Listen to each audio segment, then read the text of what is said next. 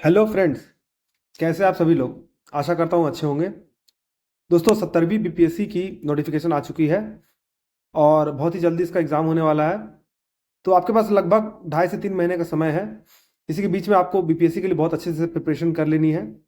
तो इसी के संदर्भ में मैं आपके पास आज स्ट्रैटेजीज लेके आया हूँ कि बीपीएससी की तैयारी कैसे करें लास्ट के दिनों में और कैसे आपको रिवाइज करना है। तो बेसिकली ऐसा हम जानते हैं कि बीपीएससी की जो परीक्षा होती है वो 3 चरणों में होती है: प्रीलिम्स, मेंस और इंटरव्यू। तो हम लोग आज प्रीलिम्स के बारे में डिस्कशन करेंगे।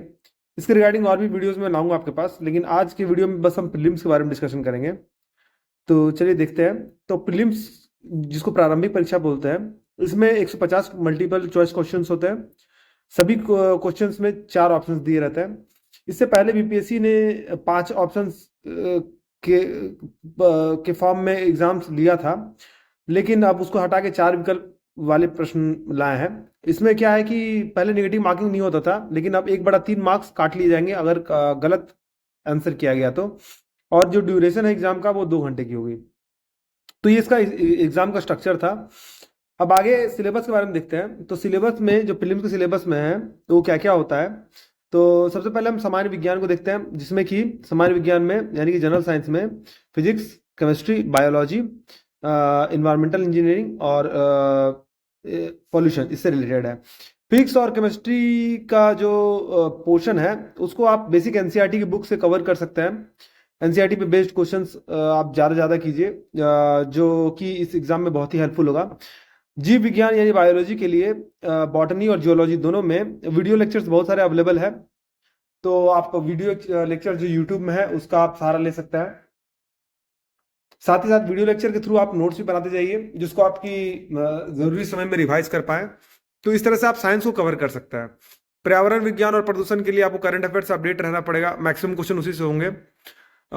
इन्वायरमेंट में बेसिक नॉलेज आपको होना चाहिए इकोलॉजी का, और जो हमारे आसपास के जो वातावरण है उससे रिलेटेड जो जो टॉपिक्स आते हैं। नेक्स्ट हम लोग चलते हैं भारत के इतिहास में। इतिहास के संदर्भ में देखते हैं। तो 2 भागों में बांटा गया, एक भारत का इतिहास और बिहार का इतिहास। तो पहले भारत के इतिहास में देख लें। तो भारत का प्राचीन इतिहास, मध्यकालीन इतिहास और भारत का आधुनिक इतिहास। तो प्राचीन इतिहास में हड़प्पा सभ्यता से प्रश्न पूछे जाते हैं। तो हड़प्पा सभ्यता से कौन कौन से प्लेस रिलेटेड है, जैसे कालीबंगन है, उससे क्या मिले हैं, जैसे जूते हुए खेत मिले हैं, धोलावीरा है, जैसे लोथल है जो कि एक डॉकयार्ड है, एक पोर्ट रहा है, एंशियंट पोर्ट है। और उसी तरह से जैसे कि हड़प्पा है जो उससे रिलेटेड दयाराम से है, साहनी है जो जिसकी खोज की थी। और फिर रखालदास बनर्जी है मोहनजोदड़ो से। और इस तरह से जो प्रश्न है वो पूछे जा सकते हैं हड़प्पा सभ्यता से। तो इसे आप याद रखिएगा। हड़प्पा सभ्यता में और जो इम्पोर्टेंट फिगरेंस है, जैसे कि ब्रॉन्ज स्टैचू गर्ल है, मोहनजोदड़ो से मिली है। और पशुपति सील है, तो उसकी क्या विशेषताएं हैं, उसमें क्या क्या है, उसमें क्या क्या अंकित है। तो इस तरह का प्रश्न जो है हड़प्पा सभ्यता से बन सकता है। बौद्ध धर्म और जैन धर्म के बारे में जानते हैं। तो बौद्ध धर्म और जैन धर्म के उसके प्रवर्तक कौन है, तीर्थंकर कौन से नंबर के तीर्थंकर कौन हुए हैं, और उनका उसका प्रचार कैसा हुआ है। बौद्ध धर्म में हम देखते हैं कि अवलिको का जो कॉन्सेप्ट है वो कैसा है। फिर पद्म पानी पानी वज्र पानी, और बुद्ध भगवान का जन्म कहाँ हुआ था, उनका जो जो जो उनकी जीवन की जो क्रियाएं थी, जैसे कि वो बाहर निकले थे घर से बाहर, महाविनिष्क्रमण किया था, महापरिनिर्वाण कहाँ हुआ था। तो इस तरह से जो उनके जीवन से रिलेटेड क्वेश्चंस है वो बहुत सारे क्वेश्चन पूछ सकते हैं। जैसे जैन धर्म में भी इस तरह के जैन धर्म के महाप्रवर्तक कौन कौन थे। और इस तरह के जो प्रश्न है, जैन संगति कहाँ हुई थी, बौद्ध संगति कहाँ हुई थी, प्रथम बौद्ध संगति कहाँ हुई थी। और इस तरह से उसके शासक कौन थे, उसके उसके अध्यक्ष कौन थे। इस तरह का जो प्रश्न है वो बहुत इंपॉर्टेंट है। फिर वैदिक संस्कृति में, वैदिक काल में किस तरह का सोसाइटी था, वैदिक धर्म में कौन कौन से उसके अंग थे, वेदांग क्या था, उपनिषद कैसा था, रंग कैसा था। तो इस तरह के जो प्रश्न है वो वैदिक धर्म में पूछे जा सकते हैं। मौर्य, गुप्त, पाल, शुंग, राष्ट्रकूट, प्रतिहार साम्राज्य और उनकी प्रशासनिक व्यवस्था, जिसमें कि जो मैंने सारे के सारे शासन शासन और शासकों के नाम के बारे में मैंने बताया। जैसे कि मौर्य मौर्य वंश था, तो मौर्य वंश का संस्थापक कौन था, मौर्य वंश में कौन कौन से प्रतापी राजा हुए, उनकी क्या क्या नीतियां थी, अभिलेख कौन कौन से थे उनके। इस तरह से गुप्त वंश है, पाल वंश है, शुंग वंश है। तो उसका क्रोनोलॉजिकल ऑर्डर कि कौन सा वंश का शासन किसके बाद आया, राष्ट्रकूट प्रतिहार साम्राज्य और उनकी प्रशासनिक व्यवस्था, और उनकी जो सामाजिक व्यवस्था थी उसमें क्या था, मतलब पैट्रिलिनियल सोसाइटी था, यानी पैतृक जो समाज था या मातृक समाज था। वहाँ पर कृषि कैसे की जाती थी, जो उनका जो इकोनॉमी था किस चीज़ पे बेस्ड था, वहाँ पर किस चीज़ों का आविष्कार हुआ। इस तरह का प्रश्न जो होता है घुमा फिरा के आपसे पूछा जा सकता है प्राचीन इतिहास में। मध्यकालीन इतिहास में आइए आते हैं, तो इसमें विजयनगर साम्राज्य हो गया, दिल्ली सल्तनत हो गया। तो दिल्ली सल्तनत में हम जानते हैं गुलाम खिलजी तुगलक सैयद लोधी है। तो उनका क्रोनोलॉजिकल ऑर्डर क्या है, उनके प्रथम प्रथम शासक कौन थे, और दिल्ली सल्तनत की नीतियाँ क्या क्या रही, उसमें से कौन कौन सा बादशाह था जो बहुत बहुत प्रसिद्ध था। अपनी पॉलिसी के लिए बहुत सारे शासक जो थे जो निंदित भी किया जाते थे उसके बारे में, जैसे मोहम्मद बिन तुगलक है। तो इस तरह का जो प्रश्न है वो पूछे जा सकते हैं। अच्छा, दिल्ली सल्तनत के दौरान में जो आर्ट था या फिर जो मस्जिदों का निर्माण हुआ, उस तरह के जो प्रश्न है, ढाई दिन का झोपड़ा किसके द्वारा बनाया गया, या फिर कुतुबुद्दीन ऐबक के द्वारा क्या बनाया गया, इस तरह का प्रश्न जो है वो बार बार पूछे जाते हैं, तो इसे याद रखिएगा। सिमिलरली जो मुगल साम्राज्य है उसमें भी वही था, प्रथम शासक कौन था, उसकी वास्तुकला क्या थी। जैसे पित्रा दुआ है, तो वो एक टाइप ऑफ मॉडर्न आर्ट है जो जहांगीर से रिलेटेड था। चित्रकला के लिए जहांगीर बहुत ही प्रसिद्ध थे। तो और वास्तुकला में फिर ताजमहल हुआ, या फिर अकबर के द्वारा और क्या बनाया गया, दिन हिलाई शुरू की गई, वो कब शुरू की गई, पानीपत की लड़ाई। इस तरह का जो सीक्वेंस सीक्वेंस वाइज आप उसको याद रखिएगा तो आपके लिए आसान रहेगा। तो उससे रिलेटेड क्वेश्चंस अगर आपको चार ऑप्शन में किसी को एलिमिनेट करने दिया तो आपके लिए इजी हो जाएगा एलिमिनेट करना। तो इस तरह से आप इंटरलिंक करके चीज़ों को पढ़िएगा। फिर मराठा साम्राज्य में क्या था, शिवाजी की पॉलिसियाँ क्या थी, जो उनका जो टैक्सेशन पॉलिसी था, जैसे चौथ हुआ, सरमुखी हुआ, तो उसका क्या रेट था। इस तरह के प्रश्न, या फिर क्या कहते हैं, उनका बाकी अन्य राज्यों के साथ क्या संबंध था, उनके समकालीन कौन थे, मुगल के साइड में जो मराठा के समकालीन कौन थे, फिर मराठा का अंग्रेजों के साथ कैसा रिलेशनशिप था, और अन्य प्रांतीय राज्यों में जैसे कि नेपाल की शासन व्यवस्था कैसी थी, सिख सिख साम्राज्य कैसा था। इस तरह का जो प्रश्न है वो बहुत इंपॉर्टेंट है। तो मध्यकालीन इतिहास में आप इस तरह से प्रिपरेशन कर सकते हैं। आइए अब हम लोग आधुनिक भारत के बारे में देखते हैं। तो आधुनिक इतिहास में गवर्नर जनरल, उनकी नीतियाँ, जैसे कि वॉरेन हेस्टिंग की क्या नीतियाँ थी, लॉर्ड कर्जन जैसे इंडियन यूनिवर्सिटी एक्ट से रिलेटेड थे, तो कौन सा गवर्नर जनरल किस एक्ट से रिलेटेड था। जैसे कि Lord Lytton vernacular press act से रिलेटेड थे, तो Lord Ripon Ilbert bill controversy से रिलेटेड थे। इस तरह का जो जो पॉलिसी है, जैसे doctrine of lapse Lord Dalhousie के टाइम पे आया, उस डॉक्ट्रिन ऑफ लैप के अंतर्गत क्या था। तो ये जो गवर्नर जनरल की जो नीतियां है, किस गवर्नर जनरल से कौन सी नीतियां संबंधित थी, ये आपको क्रॉस मैचिंग में पूछा जा सकता है, तो आप उसको उस हिसाब से याद रख सकते हैं। बाद के मुगलों के साथ अंग्रेजों के क्या संबंध थे, तो अंग्रेजों के संबंध में फिर हम देख सकते हैं कि क्या कहते हैं, लॉर्ड कॉर्नवालिस हो गया, या फिर जिन्होंने जिन्होंने कॉर्नवालिस कोड लाया था।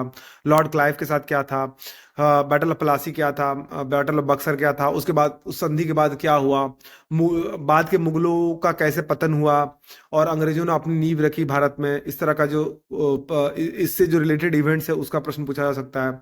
अंग्रेजों की राजस्व नीति क्या थी, टैक्सेशन पॉलिसी क्या थी, जिसके जिसके कारण इंडिया को बहुत ही ज्यादा लॉस हुआ, तो उससे रिलेटेड प्रश्न पूछा जा सकता है। 1857 का सब सिपाही विद्रोह हुआ, तो 1857 सिपाही विद्रोह का नेता कौन था, किस किस एरिया में कौन कौन से जो आंदोलनकारी थे वो प्रसिद्ध हुए।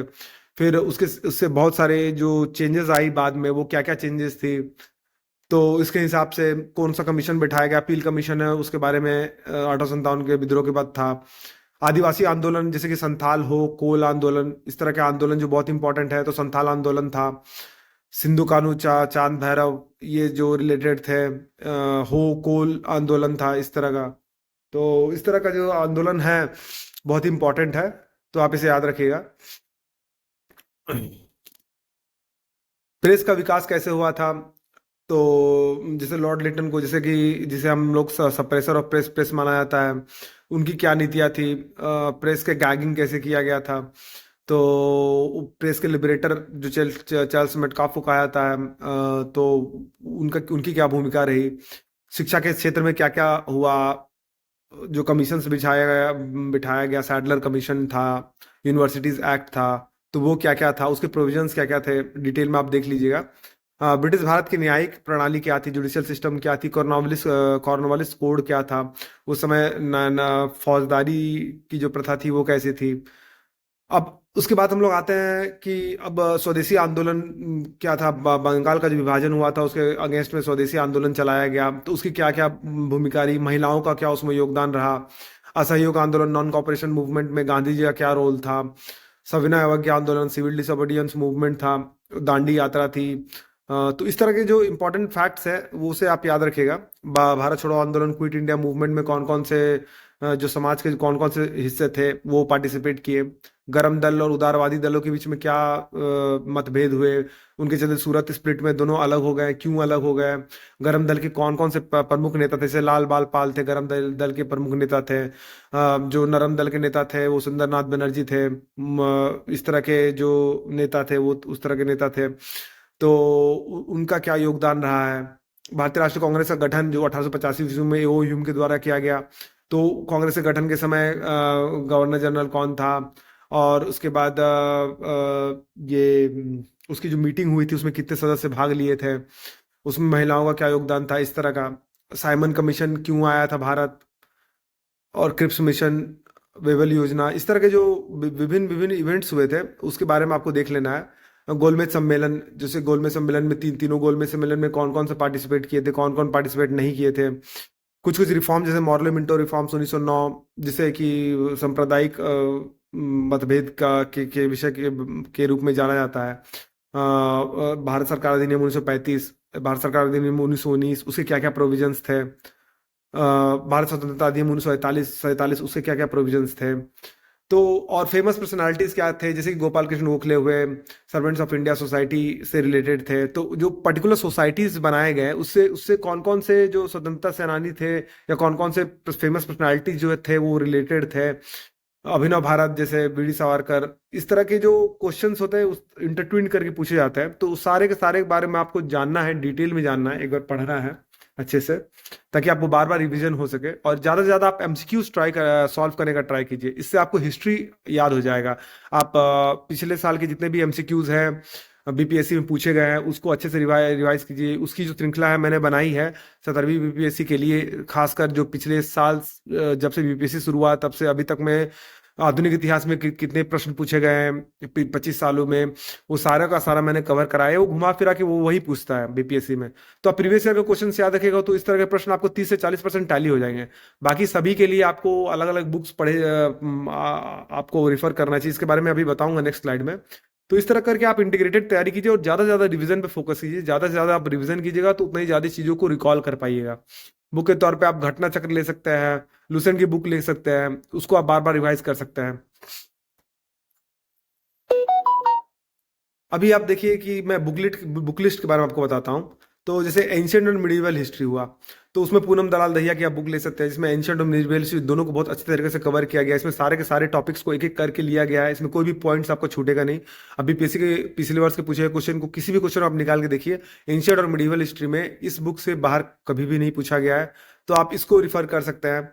अगर आपके पास टाइम नहीं है उसके लिए तो फिर ज्ञान पब्लिकेशन की बुक आती है हिंदी में, उसमें विस्तृत तरीके से नोट्स बाय नोट्स करके दिया गया है मिडिवल हिस्ट्री और एंशंट हिस्ट्री के बारे में, तो आप इसे रिफर कर सकते हैं। एनसीईआरटी की बुक जो क्लास 6 से 12 की जो एंशंट हिस्ट्री की और मिडिवल हिस्ट्री की बुक है आप इसे रिफर कीजिएगा, बहुत ही इंपॉर्टेंट है। आपको हो सके अगर आपको 12th क्लास की पुरानी बुक मिल जाती है, ओल्ड एनसीईआरटी मिल जाती है तो और भी अच्छा है, वो उसमें और भी विस्तृत तरीके से दिया गया है। इम्तियाज अहमद की बुक बिहार हिस्ट्री के लिए बहुत ही इंपॉर्टेंट है, तो आप बिहार हिस्ट्री के लिए इम्तियाज अहमद की बुक कवर कर सकते हैं। मॉडर्न हिस्ट्री के लिए आधुनिक इतिहास में आप राजीव अहिर की बुक ले सकते हैं, बहुत ही सुंदर लिखा गया स्पेक्ट्रम पब्लिकेशन का। आप इसे थॉरो पढ़ जाइएगा तो आपको मॉडर्न हिस्ट्री के लिए और कोई बुक रिफर करने की जरूरत नहीं पड़ेगी। एनसीईआरटी क्लास 6 से 12 के बीच की जो बुक है उसमें आधुनिक इंडियन भारत के बारे में बताया गया है, उसे भी आप कवर कर सकते हैं। इम्तियाज अहमद की बुक बिहार हिस्ट्री के लिए, अगेन मॉडर्न हिस्ट्री के लिए उन्हीं की बुक जो है बहुत ही मोर देन सफिशिएंट है, आपको बिहार की हिस्ट्री के बारे में सब कुछ मिल जाएगा उसमें। अब हम लोग बिहार के इतिहास में क्या क्या पढ़ते हैं दोस्तों, तो प्राचीन इतिहास में बौद्ध धर्म और जैन धर्म जो कि कॉमन है आपने देखा है। बिहार से जुड़े तथ्य उसमें क्या क्या थे कि निरंजना नदी है उसके किनारे बुद्ध भगवान को ज्ञान की प्राप्ति हुई थी। बौद्ध ट्री जो है वो शशांक जो गौड़ वंश के शासक थे उसने उसको कटवा दिया था। तो इस तरह के जो प्रश्न है, मौर्य, पाल, नंद वंश और गुप्त राजवंश तथा उनसे विशेषताएं, जैसे कि अभी ज्योग्राफिकल फैक्ट भी से रिलेटेड है दोस्तों। अगर आप देखें तो नालंदा महाविद्यालय जो था, नालंदा ग्रेट नालंदा यूनिवर्सिटी था, तो वो कुमारगुप्त प्रथम के शासनकाल में बनाया गया वो गुप्त। तो और उसके बाद फिर धर्मपाल के शासनकाल में विक्रमशिला यूनिवर्सिटी बनाया गया। गोपाल के शासनकाल में उदयपुर यूनिवर्सिटी बनाया गया। तो इस तरह के जो प्रश्न है वो बहुत इंपॉर्टेंट है। तो जैसा कि मैंने आपको कहा था डिटेल में, अब हम मध्यकालीन इतिहास में देखते हैं बिहार में यूरोपियों का आगमन कैसे हुआ। तो जैसे कि डच की फैक्ट्री 1632 ईस्वी में बिहार में स्थापित की गई थी। तो ये जो क्वेश्चन है वो बार बार पूछा गया कि 1632 ईस्वी में, आपको बताता हूँ, डच ने फैक्ट्री स्थापित की थी पटना में। तो ये क्वेश्चन बार बार पूछा गया। तो इस तरह का क्वेश्चन, जैसे कि चेरोवंश राजवंश था बीच में एक, तो उसके संस्थापक कौन थे? भगवंत राय। तो इस तरह का जो प्रश्न है वो पूछा जा सकता है। बख्तियार खिलजी का बिहार में आक्रमण कब हुआ था? क्या क्या नष्ट किया गया उनके द्वारा, उसके द्वारा? शेरशाह सूरी का जो मकबरा है वो सासाराम में है। शेरशाह सूरी की द्वारा चालू की गई नीतियां कौन कौन सी थी? ग्रैंड ट्रंक रोड बनाया गया था। और अन्य मध्ययुगीन भारत के व्यक्तित्व जो थे, जो सल्तनत काल और जो मुगल काल दोनों से रिलेटेड है, उससे आप बिहार से लिंक करके उसके बारे में आप पढ़ लीजिएगा, जो कि सारा आपको इम्तियाज अहमद की बुक में मिल जाएगा, आपको घबराने की जरूरत नहीं है। आधुनिक इतिहास में हम देखते हैं बिहार में 1857 का विद्रोह, इससे जुड़ी प्रसिद्ध हस्तियां कौन कौन सी थी? बिहार में राष्ट्रीय आंदोलन के चरण कौन कौन से रहे? स्वतंत्रता आंदोलन से जुड़ी हस्तियां कौन थी? जैसे कि जयप्रकाश नारायण थे, राजेंद्र प्रसाद थे, कृष्ण सिंह थे। चंपारण सत्याग्रह से राजकुमार शुक्ल थे, जिनके निवेदन पे गांधी जी आए थे चंपारण में। तो इस तरह के जो प्रश्न है वो बहुत इंपॉर्टेंट है, आप उसको डिटेल वाइज देख लीजिएगा। बुक मैंने आपको बता दिया, इम्तियाज अहमद की जो बुक है, जो प्राचीन बिहार इतिहास, मध्यकालीन बिहार इतिहास और आधुनिक इतिहास, तीनों के लिए यूजफुल है। सामान्य भूगोल के बारे में हम देखते हैं। भारत और बिहार के संदर्भ में प्रमुख नदियां कौन सी है? नदियों का उद्गम स्थल कौन सा है? ये आपको याद रखना पड़ेगा। सतलज नदी कहाँ से निकलती है? गोदावरी नदी कहाँ से निकलती है? सबका ओरिजिनेशन स्थल आपको याद रखना पड़ेगा। पर्वत श्रृंखला, जैसे कि जो हमारा हिमालय का पर्वत श्रृंखला है, greater Himalaya, lesser Himalaya, Shivalik range, उसके बीच में कौन कौन सी श्रेणियां पड़ती है, कौन कौन से दर्रे पड़ते हैं, ये आपको याद रखना पड़ेगा। प्लेन्स के बारे में भी याद रखना पड़ेगा। फसलें तथा अन्य भौतिक विशेषताएं आपको याद रखना पड़ेगा भारत के संदर्भ में, कि कौन सी रबी फसल है, कौन सी खरीफ फसल है, कौन से सीजन में उगाई जाती है, और उनकी अन्य भौतिक विशेषताएं क्या क्या है। जनसांख्यिकी विभाजन यानी डेमोग्राफिक डिविडेंड जिसे बोलते हैं, तो उसमें आता है कि कौन से वर्ग के जो लोग होते हैं, एज ग्रुप के लोग होते हैं, वो किस व्यवसाय में कैसे लगे हुए हैं। ये सारा डिटेल आपको लेटेस्ट करंट अफेयर्स में भी आप इंटरलिंक करके पढ़ सकते हैं। उस पर आता हुआ प्रश्न आते रहता है बीच बीच में, तो आप उसको इंटीग्रेट करके पढ़ना पड़ेगा करंट अफेयर्स के साथ। आजकल ज्योग्राफी इस तरह से पूछा जाता है दोस्तों, जिसमें करंट अफेयर से लिंक्ड है। तो जो कि अगर आप इस तरह से लिंक करके पढ़िएगा तो सिर्फ ना ही आपके प्रीलिम्स में, जबकि ये मेंस में भी बहुत ही ज्यादा हेल्पफुल होगा। तो आप इंटीग्रेट करके पढ़िएगा शिक्षा के बारे में, कि साक्षरता दर भारत में सबसे ज्यादा कहाँ पर है, सबसे कम कहाँ पर है। ये सारे के सारे 2011 की गणना के अनुसार, क्योंकि 2021 की जनगणना नहीं हुई अभी तक, तो अभी जो प्रश्न पूछा जाएगा 2011 की जनगणना के अनुसार पूछा जाएगा। इसी के संदर्भ में बिहार से भी रिलेटेड आप जो जनगणना है वो आप देख सकते हैं कि बिहार की कौन से डिस्ट्रिक्ट सबसे ज्यादा लिटरेट है, सबसे कम कौन से लिटरेट है। इस तरह के प्रश्न जो हुए, मानचित्र पर आधारित प्रश्न पूछे जा सकते हैं। कि कभी कभी आपको क्रोनोलॉजिकल ऑर्डर पूछा जाता है कि जो 4 सिटीज है इंडिया की, वो नॉर्थ से साउथ के रूप में के ये में आप अरेंज कीजिए।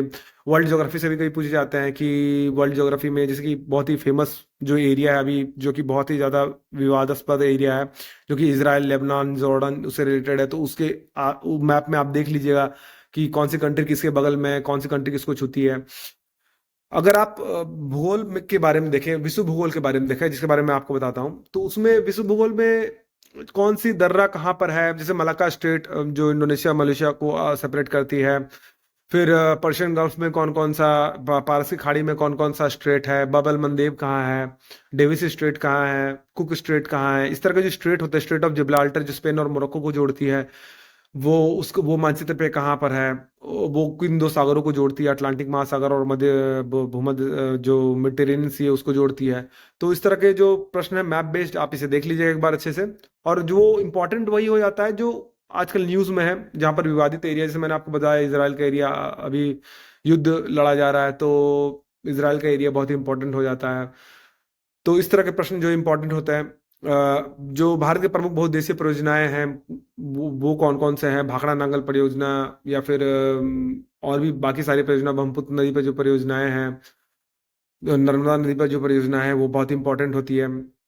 भारत और बिहार की संस्कृति के बारे में, जो कल्चर के बारे में, इसे आप याद रखिएगा। जैसे बिहार में कौन सा पर्व मनाया जाता है, इस तरह का जो प्रश्न होता है जो इंटरट्यून करके पूछे जाते हैं, तो आप देख लीजिएगा इसको। अब राज्य व्यवस्था के बारे में देखते हैं, इन पॉलिटी के बारे में देखते हैं। तो संविधान के प्रमुख अनुच्छेद कौन कौन से, आर्टिकल कौन कौन से हैं? मौलिक अधिकार, फंडामेंटल राइट्स, इसके बारे में आपको जानना है। नीति, राष्ट्रीय नीति निर्देशक सिद्धांत यानी directive principle of state policy, उसमें कौन सा आर्टिकल में क्या कहा गया है? मौलिक कर्तव्य, फंडामेंटल ड्यूटीज क्या क्या है? संसद यानी पार्लियामेंट के बारे में, लोकसभा, राज्यसभा और प्रेसिडेंट के बारे में, उसके जो विभिन्न तरीके के जो उससे रिलेटेड जो लॉ होता है उसमें क्या होता है? लोकसभा का सीटिंग कब टर्मिनेट किया जा सकता है? तो इस तरह के जो इंटरट्विन्ड क्वेश्चंस रहते हैं, ऑर्डिनेंस का प्रोमुलगेट कर सकता है प्रेसिडेंट।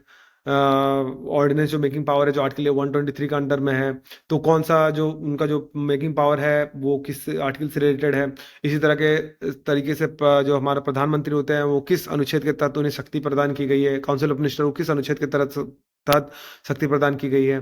तो इस तरह का जो प्रश्न होता है। राज्य विधानमंडल में, कि राज्य विधानमंडल में जो चीफ मिनिस्टर होता है, जो कि यानी कि जो मुख्यमंत्री होता है किसी पर्टिकुलर स्टेट का, किसी पर्टिकुलर राज्य का, उसको जो शक्तियां दी गई है किस अनुच्छेद के तहत दी गई है? Creation of all India services जो है सेंट्रल और स्टेट गवर्नमेंट के बीच में, समवर्ती सूची में, या फिर जो राज्य सूची है, केंद्र सूची है, उसके अंदर कौन कौन से तत्व आते हैं? राष्ट्रपति, मुख्यमंत्री के बारे में, चुनाव आयोग के बारे में और अन्य संवैधानिक निकाय के बारे में। और ये जो आयोग होते हैं उसके जो पहले सदस्य अध्यक्ष कौन थे? जैसे कि लोकसभा स्पीकर पहले कौन थे? जीवी मावलंकर थे। इस तरह करके प्रथम व्यक्ति, इसके बारे में मैंने आपको बताया। केंद्र राज्य का क्या संबंध है उसके बारे में। भारतीय न्यायपालिका यानी जुडिशरी के बारे में, सुप्रीम कोर्ट, हाई कोर्ट के बारे में। हाई कोर्ट, सुप्रीम कोर्ट किस आर्टिकल के तहत रिट इश्यू कर सकता है? आर्टिकल 32 के तहत फंडामेंटल राइट्स को प्रोटेक्ट करने के लिए रिट इश्यू कर सकता है। तो इस तरह के जो आर्टिकल्स होते हैं वो बहुत ही इंपॉर्टेंट होता है। पंचायती राज व्यवस्था बहुत ही इंपॉर्टेंट, आप याद रखिएगा। पंचायती राज व्यवस्था आर्टिकल 40 के तहत नियोजित की जाने वाली है, और आर्टिकल 243 भी इससे रिलेटेड है। तो कौन कौन सा आर्टिकल इससे रिलेटेड है, क्या क्या प्रोविजंस है, ये याद रखिएगा। संविधान निर्माण प्रक्रिया, कॉन्स्टिट्यूएंट असेंबली का फॉर्मेशन किया गया था, संविधान को बनने में कितने दिन लग गए, उसमें किन्होंने महत्वपूर्ण भूमिका निभाई थी, उससे रिलेटेड लॉ क्या क्या थे। आप इस तरह से उसको इसे याद रख लीजिएगा, है ना। अब हम लोग बुक लिस्ट देखते हैं। जैसे ज्योग्राफी के लिए, तो ज्योग्राफी के लिए मैंने आपको बताया क्लास 6 से 12 तक ज्योग्राफी एनसीईआरटी, महेश कुमार बर्नवाल की बहुत अच्छी बुक आती है ज्योग्राफी के लिए। ये पूरा का पूरा कवर हो जाएगा आपका। बिहार ज्योग्राफी के लिए क्राउन पब्लिकेशन का बिहार जनरल नॉलेज आता है, उसके अंतर्गत जो बिहार ज्योग्राफी आप उसे कवर कर लीजिएगा, वो मोर देन सफिशिएंट है। बिहार ज्योग्राफी में इंटरनेट मैप्स के, यानी बिहार का मैप आप बार बार देखते रहिएगा कि कौन सा जिला जो है वो कहाँ पर है। पश्चिम से पूरब की ओर जिलों का सही क्रम क्या है, उत्तर से दक्षिण की ओर जिलों का सही क्रम क्या है, सबसे पूर्व में कौन सा जिला है, पश्चिम में कौन सा जिला है, उत्तर में कौन सा जिला है, दक्षिण में कौन सा जिला है। इस तरह के जो प्रश्न होते आते हैं बहुत इंपॉर्टेंट है। इंटरनेट के थ्रू बिहार का जो ज्योग्राफी उससे रिलेटेड करंट में अगर कुछ आता है तो आप इसे भी देख लीजिएगा। तो इस तरह से आप बिहार ज्योग्राफी को कवर कर सकते हैं। अब इंडियन पॉलिटी के लिए देखते हैं बुक क्या है। बुक लिस्ट, एम लक्ष्मीकांत, सोल एंड सोल। आप एम लक्ष्मीकांत छोड़ के कोई भी बुक मत पढ़िएगा, ये सबसे अच्छी बुक है इंडियन पॉलिटी के लिए। कोई भी पीसीएस, कोई भी जो छात्र है जो पीसीएस की तैयारी करता है या यूपीएससी की भी तैयारी करता है, वो केवल केवल एम लक्ष्मीकांत को ही स्टडी करते हैं। हिंदू न्यूज़पेपर आप करंट अफेयर्स के लिए देखिएगा, उसमें क्या क्या इंपॉर्टेंट जजमेंट आए तो उससे रिलेटेड क्वेश्चन पूछे जा सकते हैं। क्लास 6 to 12 एनसीईआरटी की जो बुक है, इंडियन कॉन्स्टिट्यूशन एट वर्क करके एक बुक है, क्लास 11th में है शायद, वो भी बहुत इंपॉर्टेंट है। तो क्लास 6 to 12 जो भी इंडियन पॉलिटी की बुक है आप उसे एक बार पढ़ लीजिएगा। बिहार पॉलिटी के लिए क्राउन पब्लिकेशन का बिहार जनरल नॉलेज, अगेन उसमें जो बिहार पॉलिटी से जो रिलेटेड प्रश्न है वो पूछे जा सकते हैं। इंटरनेट के थ्रू भी आप सर्फिंग कर सकते हैं कि बिहार के प्रथम मुख्यमंत्री कौन थे, प्रथम राज्यपाल कौन थे, और किस जाति की कितनी सीटें रिजर्व है बिहार विधानसभा में। इस तरह के जो प्रश्न होते हैं वो आप इंटरनेट के थ्रू और क्राउन पब्लिकेशन के थ्रू आप इजिली कवर कर सकते हैं। तो इससे ज्यादा कुछ भी कवर मत कीजिएगा प्रीलिम्स के पॉइंट ऑफ व्यू से। अब आते हैं हम लोग समसामयिक मामलों पर आधारित प्रश्न देखते हैं। तो प्रमुख खेल आयोजन जैसे कि ओलंपिक और ऐसे अन्य आयोजन जैसे कि ऑस्कर हो गया, बाफ्टा हो गया, उसमें किसे बेस्ट पिक्चर का पुरस्कार मिला ऑस्कर में, किसे बेस्ट एक्टर का मिला, किसे बेस्ट डायरेक्टर का मिला, किसे बेस्ट एक्ट्रेस का मिला, इन सपोर्टिंग रोल किसे मिला मेल के लिए, फीमेल के लिए सपोर्टिंग रोल किसे मिला ऑस्कर में, ये पूछा जा सकता है। प्रमुख खेल जैसे कि ओलंपिक में किस देश ने सबसे ज्यादा स्वर्ण पदक जीता है।